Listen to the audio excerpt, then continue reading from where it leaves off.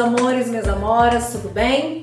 Vamos hoje com a nossa aula de História. Peguem o livro e abram na página 275 e me acompanhem nos textos explicativos para que você possa entender então hoje que nós vamos falar sobre o Segundo Reinado. Mas vamos voltar um pouquinho na aula anterior. Vamos lembrar aí que nós paramos lá na página 273 falando sobre o período regencial. Lembram lá que foi o período regencial? Que foi, quando Dom Pedro I voltou para Portugal para então assumir o trono do pai Dom João VI, que havia falecido, e deixou quem? O seu filho, quem? Dom Pedro, no caso Pedro de Alcântara, tá bom? Dom Pedro de Alcântara, e aí ficou aqui no Brasil para governar. Só que ele não tinha o quê? Maioridade. Ele ainda não tinha idade que ele poderia então governar. Sendo assim, o Brasil, então, que ainda era colônia de Portugal, ficou sendo governado por regentes. Por isso o nome de então governo regencial. Lembraram aí da aula passada? Ok? Então agora nós vamos falar sobre o Segundo Reinado. Tá bom? O que foi então aí o Segundo Reinado?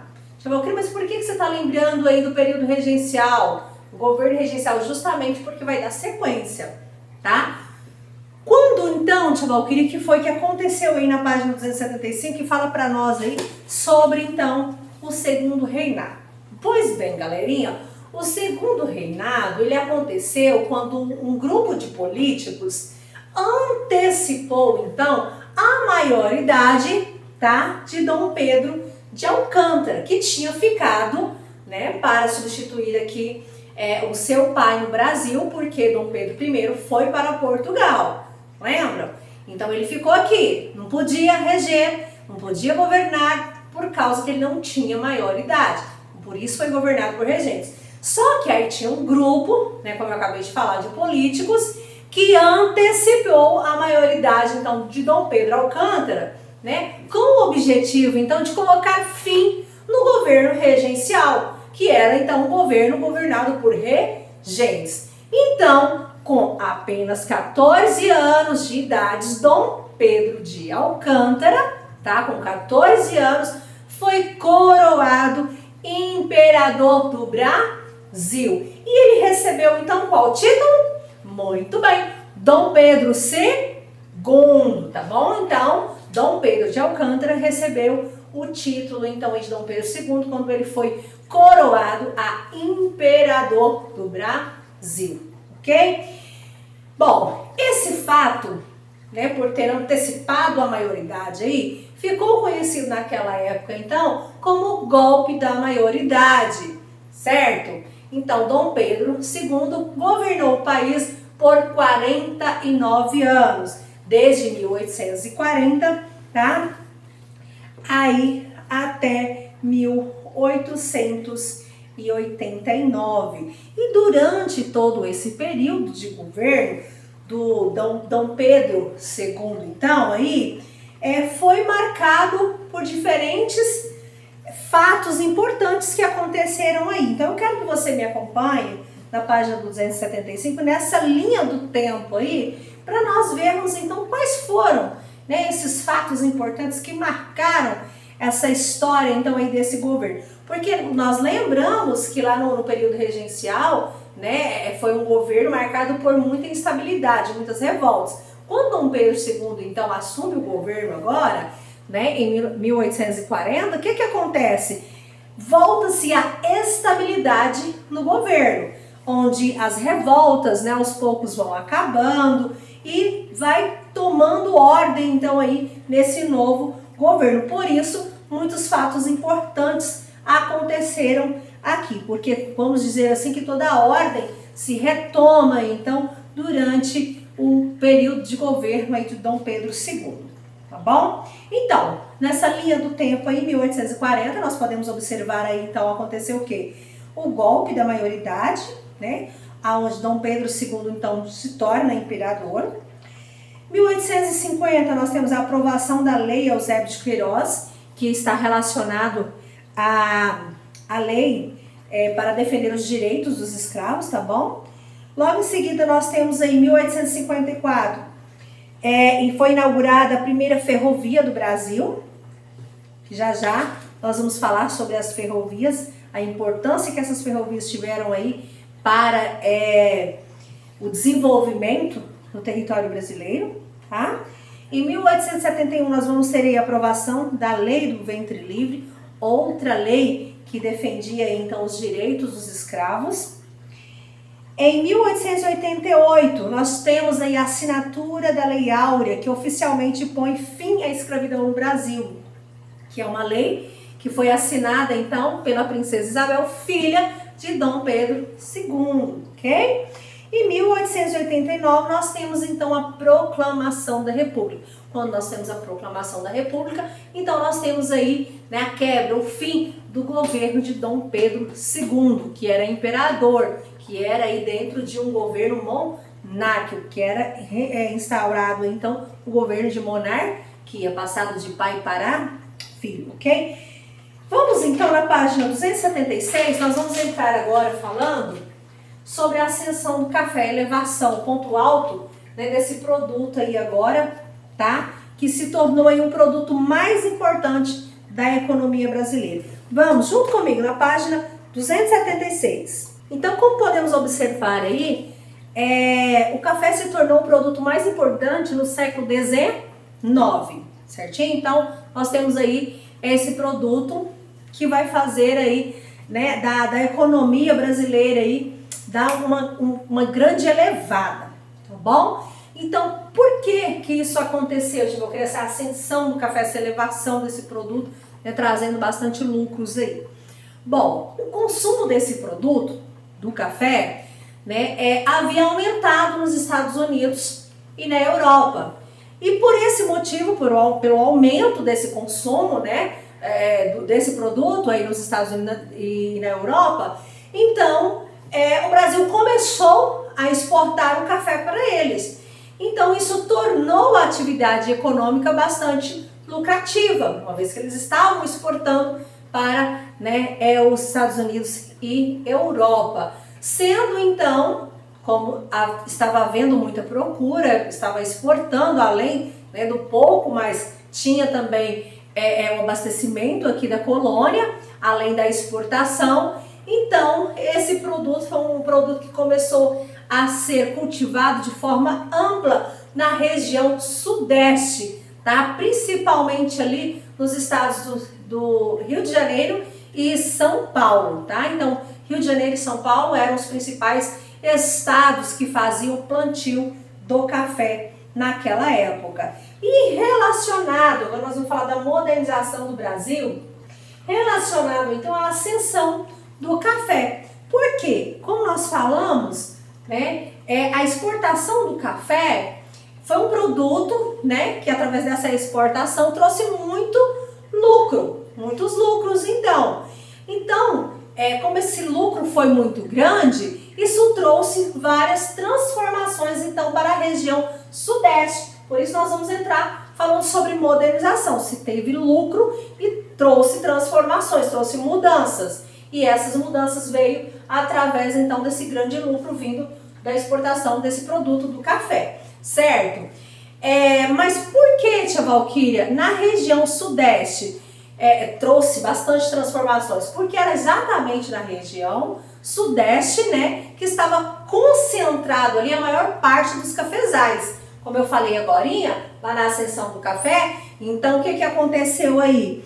A região sudeste era a região, né, que estava mais de forma intensificada o plantio desse produto, principalmente nos estados de São Paulo e do Rio de Janeiro, certo? Então, obviamente, vai trazer aí o que? Maiores transformações para essa região, para esses estados, tá bom? E uma dessas mudanças, que nós temos aí, trazidas através, então, da ascensão do café, foi o que? A modernização do Brasil através das construções de ferrovias. Por quê? Para facilitar o transporte do café do interior do estado de São Paulo para os portos de exportação. Por quê? De início era plantado aí então o café, né, de forma proposital perto aí da faixa litorânea. No entanto, como houve a intensificação do plantio do café, esse plantio aí então começou a esparramar, podemos dizer assim, para diversas regiões aí do Sudeste, indo para o interior do estado aí. E indo para o interior, ficava então longe para fazer o transporte para os portos. Porque lá no início, como nós podemos ver no nosso livro aí, né, a maior parte do transporte do café era feito no lombo de quê? De mulas. E aí agora, indo o plantio do café para o interior, então, aí do estado, ficou difícil, porque a distância aumentou. A distância entre as fazendas de café, ou seja, os cafezais, até os portos, aonde levava o café, então, para exportação. Porque exportação é o quê? A venda de produtos para outros países. Então, precisa sair de dentro do país e ir para outro. Então, as ferrovias foi uma forma onde eles encontraram aí para facilitar o transporte do café do interior do estado, né, até os portos de exportação. Então, uma das mudanças, das transformações aí que ocorreu modernizando então aí as cidades brasileiras através da ascensão do café foi o que? As construções aí então de diversas ferrovias. Nós podemos observar aí na página 276 a expansão das ferrovias no estado de São Paulo. Observa aí nesse mapa e segue a legenda que você vai ver o quanto ela se expandiu aí para então favorecer, facilitar esse transporte do café. E claro, né, na página 277 nós vamos seguindo aí então para falar agora sobre o crescimento da urbanização, que foi outra mudança gerada pelo lucro das exportações de café. Né? Então, uma das mudanças, como eu falei agora, foi o que? A construção de ferrovias, e a outra agora, através do grande lucro, né, gerado aí pela exportação de café, foi agora justamente o que? O impulsionamento, tá, da urbanização, que é o crescimento da urbanização, tá? Aqui no Brasil, tá bom? Por quê? Porque a instalação das ferrovias que aconteceu, então, lá no início, quando os cafezais começaram, né, ir para o interior do estado de São Paulo. Então, a partir dessas instalações, né, dessas construções de ferrovias, então elas proporcionou o que o aceleramento, a aceleração, tá, do crescimento aí, então, das cidades. E isso proporcionou, então, o surgimento também de novas cidades ao redor, então, aos redores aí das estações. Então, com o desenvolvimento das cidades, foi implantado aí diversos serviços públicos, como água, iluminação, gás, transporte urbano, né? Então, percebam que uma mudança vai gerando outras de acordo com as necessidades, porque aumentou aí a população urbana, vem também se com ela a necessidade de outros serviços, né, que uma população necessita. Então, perceba que tudo veio gerando modernização através dos grandes lucros obtidos pela exportação do café. Vamos ler um texto aí que fala sobre o desenvolvimento dessas cidades proporcionados então pela implantação aí de diversos serviços públicos, tá? Como água, esgoto, iluminação, gás e transporte urbano, né? De fato, a chegada da estrada de ferro, que são as ferrovias, né, constitui um marco importante tanto para as cidades mais antigas quanto para as vilas recém-fundadas nas frentes pioneiras de produção de café.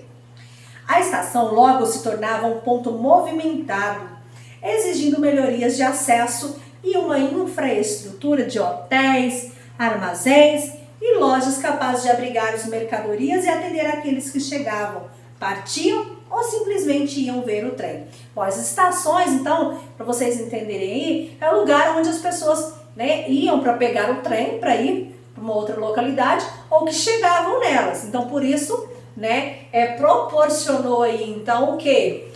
O crescimento das cidades, né, aos redores aí das estações. Então, novas cidades foram surgindo ao redor, em torno aí dessas estações. Bom, a prosperidade proveniente do café atraía novos moradores, funcionários públicos, empregados das ferrovias, profissionais liberais, negociantes, artesãos, além dos fazendeiros e suas famílias, que graças à facilidade dos transportes, puderam residir longe de suas propriedades. Porque agora, com o transporte, então, até mesmo os proprietários das fazendas onde tinham os cafezais deixaram de morar, tá, nas fazendas e passaram a morar, então, agora na cidade. Porque com as ferrovias, agora o acesso era muito melhor, muito mais rápido a qualquer momento, né, que eles precisassem. Então, tudo isso foi proporcionando, então, que modernização, mudança, e vindo tudo isso, vai gerar o quê? O crescimento urbano, ok? Na página 278, aí vocês vão analisar, observar a tabela e responder as questões de A à letra E, tá? Sempre que necessário, voltem um pouquinho lá nos textos explicativos do livro, para que vocês possam ir responder as atividades, tá? De forma correta, com atenção e responsabilidade, tá bom, meus amores?